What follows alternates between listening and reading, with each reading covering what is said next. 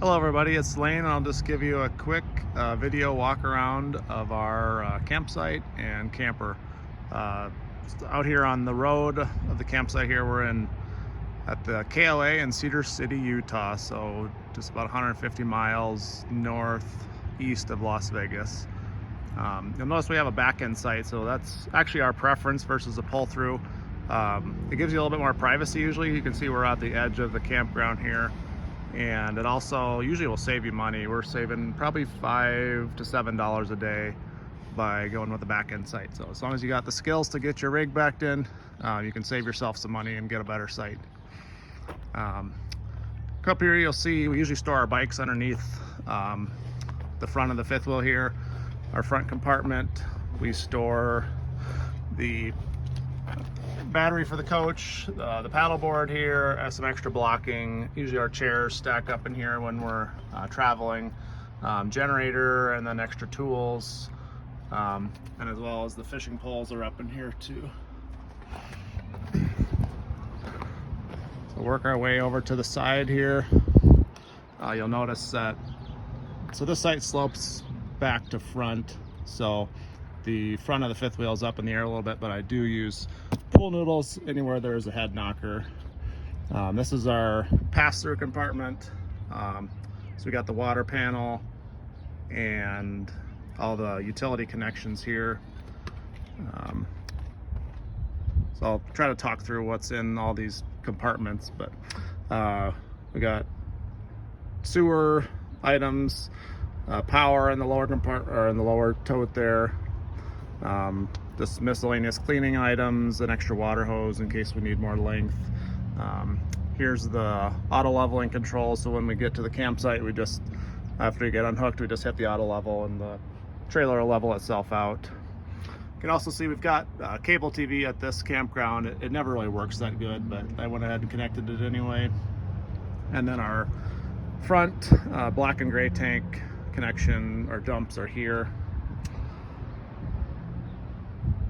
What else here? I'll just talk a little bit about utilities.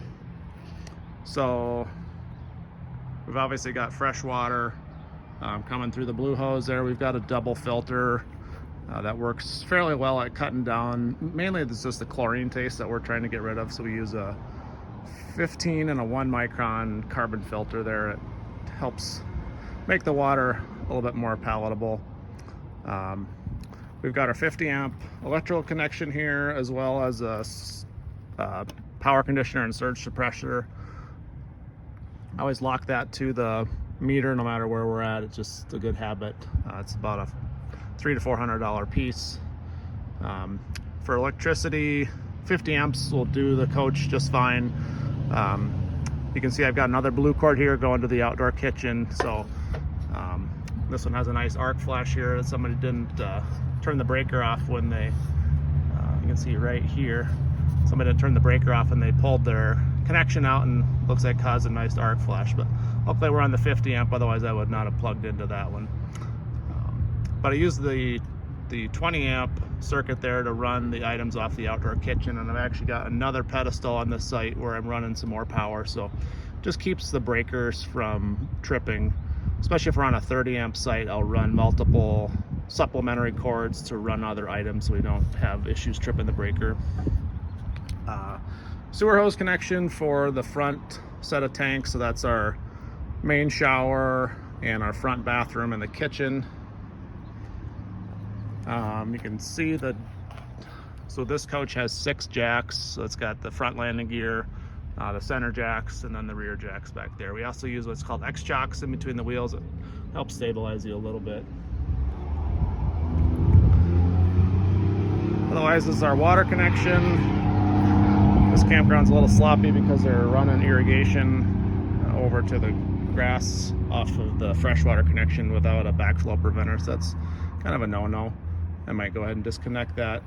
This hose we use to flush our black tanks and do any washing or anything that we need to do. Our rear black connection is right there in the middle, and then this is where our extra sewer hoses get stored. You can see we've got some extra bracing here front and back. Thanks Spencer for that idea. Just helps stabilize, especially the back a little bit, because since those jacks are cantilevered about 8 feet to the back, those extra bracing helps keep the bounce out of the coach. Let's talk about the slide outs here. So this slide here is the bunkhouse slide out. The one in the middle is the kitchen, which is where the fridge and the stove are at. So those 2 black vents are for the refrigerator and freezer. And the other slide is for Shannon and I's bedroom. Of course, we got our bike rack. That's been kind of a pain in the rear end just because it's so bouncy on the 42 feet behind the truck. It really gets bouncing. You'll see I put a piece of clear shelf paper on the back just to keep the trailer from getting scratched up. Let's get over here to our outdoor kitchen. We try to do as much cooking as we can. So I talked about the extra cord. So you can see there's another pedestal at this site that I've run just 20 amp 110 power. So I can do a gas grill off the coach, and then I can do an air fryer and the electric skillet as well. So those are both on separate circuits, so there's no issues tripping the breaker. And we've got the outdoor toaster oven here that we can run off the coach. So we've got a refrigerator. There's just some storage here that we jam extra cooking stuff. That was a pull-out grill that we just got rid of. And then the sink. So in these compartments, we just keep extra drinks. And the oven travels up here when we're traveling, and then the grill sits here. Got paper plates and extra tin foil and things like that. And this one, otherwise, this is the kids' bathroom exit, and our weight box here where we store all of our dumbbells and kettlebells, things like that. That kind of doubles as a ballast. So we tuck that right into the door here, and it keeps some weight in the back of the coach. Just coming out here to the main living area. So this site's pretty nice. It's actually got some concrete. So we're all set up here for that. And getting over to picnic table area.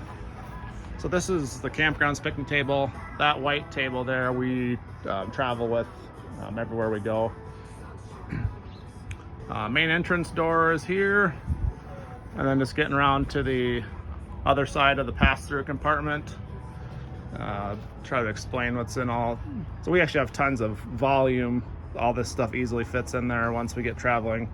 So here we've got bike helmets and bike stuff, 2 totes of kids' toys, like tennis rackets, tennis balls, baseball gloves, rollerblades, badminton, frisbees, things like that.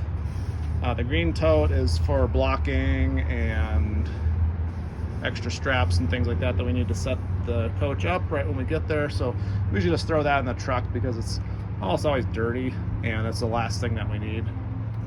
So we got bungee cord straps, extra water.